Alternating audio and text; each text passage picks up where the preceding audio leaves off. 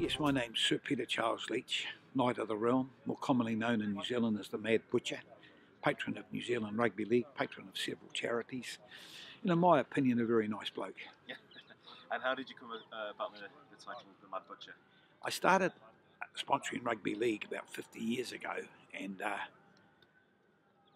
bloke bagged us on the radio, and I ended up having a few bets with him, and he said we needed a gimmick, and we talked about, in the pub we were talking about what we could do to advertise, and a Maori guy walked in and said, "There's the F in Mad Butcher." And I said, "That will do us." And he said, "We can't use the F word, but we'll call you the Mad Butcher." So we started off, it was Rosella Meets the home of the Mad Butcher, and been an incredible journey. And what made you first get involved in Rugby League? When I opened my very first shop in a little side street on a place called Mangere East in Auckland, the local club, the Mangere East Hawks, used to come and buy a bit of meat, and they asked me if I'd sponsor them. I had no idea what sponsorship was. I said, "You know, what sponsorship?" They said, "You give us a meat pack and we'll give you a plug at the club." We done that.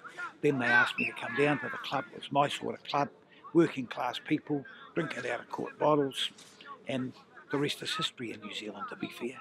And have you found that relationship with Rugby League has worked for you as a business person? Not really. I mean, what worked for me was the ads.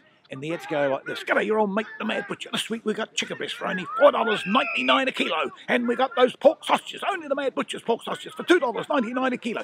That worked for me. That was the selling point.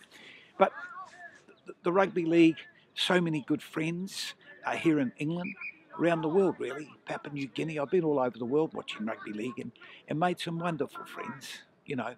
And in the early days, I was more used to Rugby League than it was to me, because you got to go back. We're dominated by rugby union. We're dominated. And go back 48 years ago when I started, you know, promoting, I'd get on the radio and plug the local games. It was unheard of virtually, you know. So it's been a great relationship, you know. I've loved it, and you know, I've now become patron of New Zealand Rugby League, following in the footsteps of our only Prime Minister that was a big Rugby League fan. I mean, a staunch Rugby League fan, Helen Clark. You know, they dumped her and I took over. Good footsteps. And so what do you do now as patron of New Zealand Rugby League? I just do what I do good at, promote the game, and do what I can to, you know, get more people coming to the game, and do a bit of charity work. And I put on a lunch just recently, and had 750 people there, and that was a great success, promoting the game, getting former Kiwis out, you know, and putting them on show. We don't do enough of it really, and you know, we've got some great Kiwis that have played. We had one come to Hull, James Luluwai was there, and of course, you know, he was called the finisher. That was, you know, that was great to see him in Hull. They had a 150-year reunion or jubilee or something. It was, yeah, really special. And what's the relationship like between Rugby League in New Zealand and Rugby Union? Oh, look, it's improved 100%. 100%. We get on a lot much better. We sent them a message, they sent us a message, and no, it has improved. We're arch rivals. Let's not kid ourselves, but we work a lot better together now than we've ever done.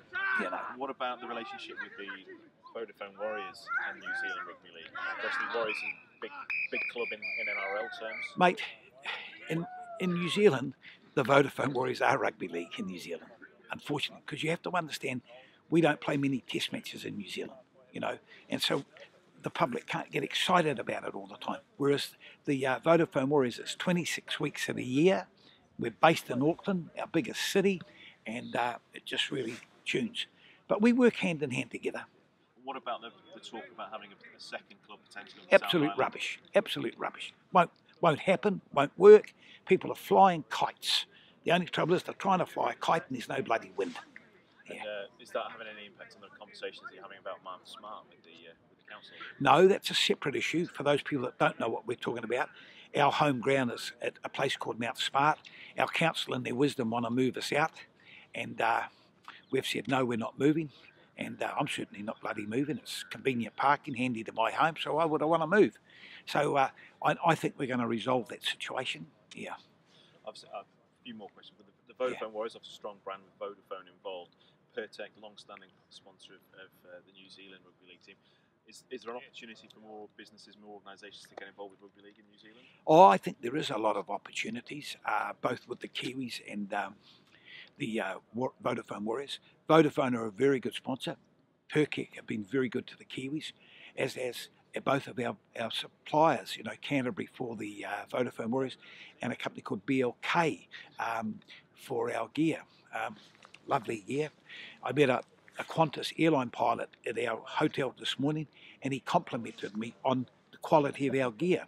I quickly ran the CEO of BLK in New Zealand and left a message on his phone and got the guy to tell him what he just told me. I mean, that's, when a member of the public comes up and say, how impressive your team, and this guy's a pilot, so he gets around a bit, that's pretty good stuff. Last question, I ask this to everyone. Rather, not just Rugby League, if you couldn't be a professional sports person, any other sport other than Rugby League, what sport would you play? Mate, I'd play marbles, because you can't get hurt doing that. Yeah. And look, you know what? I've never dreamed of being a sportsman. I just love being involved. And I'd be the only guy that's travelled the world about rugby league and know nothing about it. And I get invited to quizzes. They all want me to go. And I don't tell them, but I say, well, I can't make it. Because, mate, I wouldn't nuts. If you asked me the score of the whole game or the test match, I couldn't tell you. I forget. I work to the future, not the past.